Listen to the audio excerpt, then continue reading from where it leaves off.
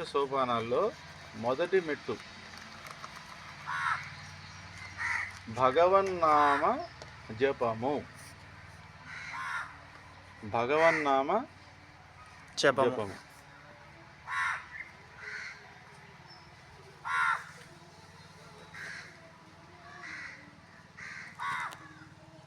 భగవన్నామ జపము అంటే దేవుడి నామాన్ని జపము చేయుట, స్మరణ కాదు. స్మరణ అంటే శివ శివ రామ రామ అని అనుకుంటా తిరగడం, కూర్చోవడం, లేయడం అది స్మరణ. స్మరణానికి పుణ్యం మాత్రమే వస్తాయి.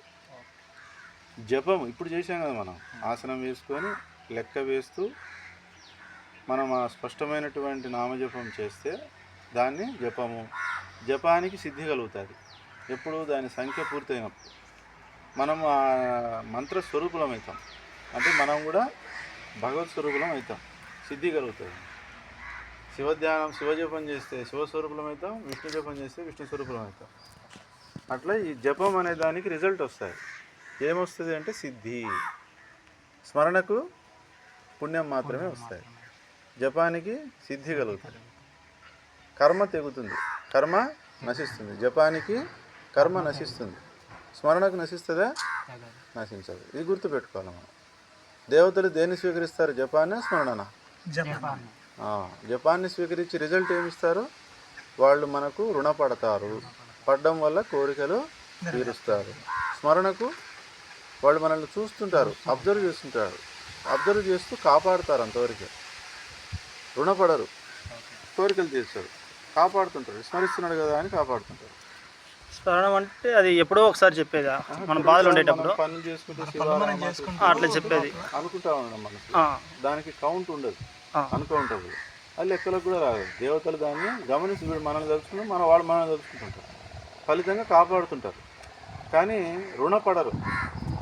ఇట్లా కూర్చొని పద్ధతిగా కూర్చొని జపం చేస్తే, కౌంట్ చేస్తే ఇట్లా వాళ్ళు వీడు కౌంట్ చేస్తున్నాడని వాళ్ళు కౌంట్ చేస్తారు, కౌంట్ చేస్తే వాళ్ళు కౌంట్ చేస్తారు, చేసి రుణపడతారు. రుణపడితే ఆ రుణం తీర్చుకోవడానికి వాళ్ళు మన కోరికలు తీరుస్తారు. 1000, 2000, 3000, 4000, 5000 ఇట్లా 10,000 వచ్చినాయి. అప్పుడు దాని తగ్గట్టు రిజల్ట్ ఇస్తారు. దాని తగ్గట్టు కోరికలు కోరాలి.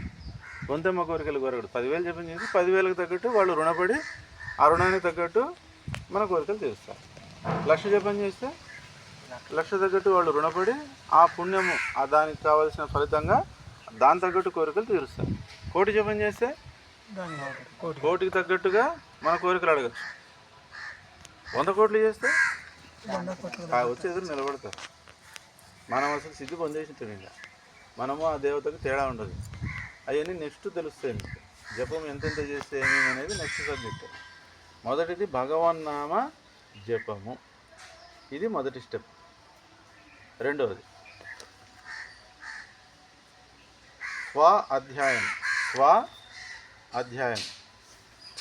స్వాధ్యాయము కలిపి చెప్తే స్వాధ్యాయము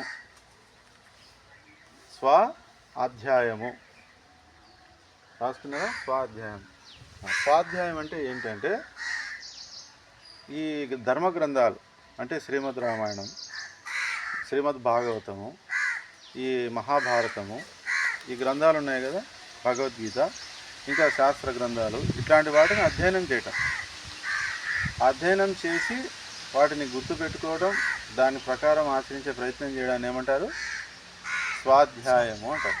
మనకు ఏకాంతంలో కూర్చొని అధ్యయనం చేయాలి, వీటిని అంటే స్టడీ చేయాలి మన ధర్మ గ్రంథాన్ని. దీన్ని ఏమంటారు? స్వాధ్యాయము. ఇది ఎన్నో స్టెప్? రెండవ స్టెప్. మూడో స్టెప్ సత్సంగం. మూడో స్టెప్ ఏంటి? సత్సంగము అంటే మామూలుగా జనరల్ మీనింగ్లో గురువు ప్రవచనాలు చెప్తుంటే మనం వినడము అనే ప్రచారంలో ఉన్నది. కానీ వాస్తవానికి సత్సంగం అంటే ఏంటంటే, సంగము అంటే స్నేహం చేయటం, సంబంధ బాంధవ్యాలు పెట్టుకోవడం, మాటామంతి కనెక్షన్ పెట్టుకోవడం, రిలేషన్ పెట్టుకోవడం అని మీనింగ్. ఏదానికి? సంగము అంటే. సంగము అంటే ఏంది? కలిసి ఉండేది, రిలేషన్ కలిగి ఉండడం, లావాదేవీలతో సహా, ట్రాన్సాక్షన్తో సహా సంగము అంటారు. సత్సంగము అంటే ఏంటి? మంచి సత్యాన్ని. ఇక్కడ ఏం తీసుకోవాలంటే ఈ మూడో స్టెప్లో, మూడవ సోపానం కదా, ఇక్కడ ఏం మీనింగ్ వస్తుందంటే పై 1-2వ సోపానాలను ఆచరణలో పెట్టిన వాళ్ళతో మాత్రమే మనము సంబంధ బాంధవ్యాలు, స్నేహము, వాళ్ళని కలవడము, స్నేహం చేయటము, వాళ్ళతో రిలేషన్లో ఉండాలి. దాన్ని ఏమంటారు? సత్సంగం. సత్సంగం.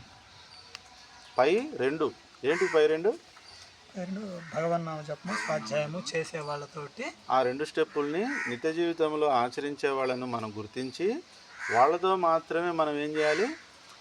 సంబంధ బాంధవ్యాలు, వాళ్ళతో లావాదేవీలు కానీ ఏవైనా వాళ్ళతోనే నడుపుకోవాలి. దీన్ని ఏమంటారు? సత్సంగం. ఇక్కడ వచ్చే మీనింగ్ బయట జనరల్ మీనింగ్ ఏమొస్తుంది? సత్సంగం అంటే గురువు గారు ప్రవచనం చేస్తుంటే వినడం, పండితులు, జ్ఞానులు, గురువులు చెప్తుంటే వినడం, దాన్ని సత్సంగం అంటారు బయట. కానీ ఇక్కడ ఏమొస్తుంది అంటే పై 2 స్టెప్పులను ఆచరణలో పెట్టాలని గుర్తించి వాళ్ళతో మాత్రమే మనం రోజు కలవాలి, స్నేహం చేయాలి. స్నేహం చేయడం అంటే ఏంటి? స్నేహం చేయడం అంటే ఏంటి? నమ్మటం, నమ్మకంగా ఉండటం. అంతే కదా స్నేహం అంటే. నమ్మటం, నమ్మకంగా ఉండటం, ఇచ్చి పుచ్చుకోవడం. ఏం కావాలి నీకు చెప్పు, ఇస్తా. నాకు ఇది కావాలి, ఇవ్వగలవా అంటే స్నేహం అంటారు దాన్ని. ఇచ్చి పుచ్చుకోవడం, లావాదేవీలు కలిగి ఉండటం, కలిసి పనిచేయటం, కలిసి తిరగడం, కలిసి తినడం, ఇవన్నీ ఏమంటారు? స్నేహం. స్నేహితుడు అంటున్నా. కాబట్టి అది ఎవరితో చేయాలి? పై 2 చేసే వాళ్ళతో మాత్రమే చేస్తే సత్సంగం అవుతుంది. ఈ పై 2 చేయని వాళ్ళని ఏమనాలి? వాళ్ళతో చేస్తే ఏమంటారు దాన్ని? దుస్సంగం. పై 2 చేయని వాళ్ళు బాయ్కాట్. వాళ్ళతో స్నేహం పెట్టుకోవచ్చా? భగవన్నామ జపం చేయడం. వాడంతా ఎదవలేడు, రాక్షసుడు కాదు, మనిషే కానీ రాక్షసునితో సమానం. వాడికి భగవన్నామ జపం చేయడం లేదంటే వాడి లోపల ఏదో ఈవిలు ఉన్నట్టే కదా, చెడు ఉన్నట్టే కదా. రెండవది, వాడు స్వాధ్యాయం చేయడంలా అంటే గ్రంథాలు చదవడంలా. గ్రంథాలు చదవకపోతే వానికి మంచి ఏంటి, చెడు ఏంటి, మానవ జన్మల విలువ ఏంటి తెలుస్తుందా? తెలియదు. అట్లాంటి వాడు ఎవడు జంతువుతో సమానం. వాడు దుర్మార్గుడు, దుష్టుడు. వాడు ఏం చేస్తాడు వానికి తెలియదు. ఎందుకంటే వాడికి మంచి చెడు తెలియదు, మూర్ఖుడు, చదువురానుడు. వాడు చదువు అంటే ఇది చదువు, ధర్మ గ్రంథాల్లో ఉండేది చదువు, కాలేజీలో చెప్పేది కాదు. అది బతుకుతేరు చదువు, ఇది బాగుపడే చదువు. కాబట్టి ఈ 2 చేయని వాళ్ళతో మనము కలవకూడదు. ఊరికే మాట్లాడాలి, వాడవా పోయిస్తా కవై అంతే వెళ్ళిపోవాలి. వాళ్ళని పోయి కలవడం, మాట్లాడడం, వాళ్ళతో రిలేషన్లు పెట్టుకోవడం, ఆర్థిక లావాదేవీలు అస్సలు పెట్టుకోవడం. ఎవరితో? దుస్సంగంతో ఆర్థిక లావాదేవీలు పెట్టుకోకూడదు. చాలా ప్రమాదం. ఇద్దరితో పెట్టుకునే మనకు ఆర్థిక లావాదేవీలు. వీళ్ళు భవనామం జపం చేస్తున్నారు కాబట్టి, ధర్మ గ్రంథాలు చదువుతున్నారు కాబట్టి వాళ్ళ అంతరాత్మ చెప్తుంది ఆయనకు అన్యాయం చేయొద్దని చెప్తారు.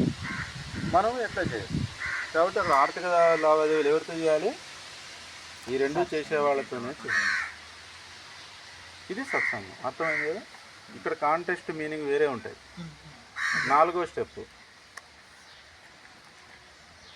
సత్ కర్మ.